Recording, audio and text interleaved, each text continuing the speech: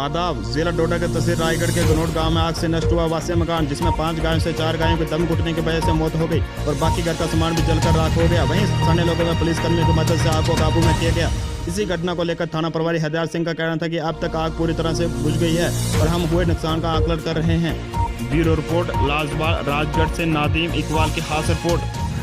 कल रात short circuit होने की वजह से हमारा मकान जो है वो जल गया और हमारा जो माल मशी था वो सारा का सारा जल गया।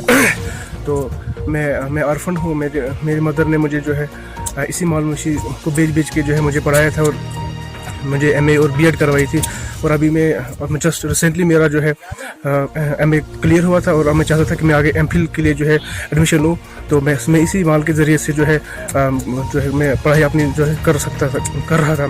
तो अब अनफॉर्चुनेटली जो है अचानक शॉर्ट सर्किट होने की वजह से मेरा सारा नुकसान हो गया। पूरे प्रॉपर्टी जल गई, मेरे डॉक्यूमेंट्स वगैरह सब जल गए।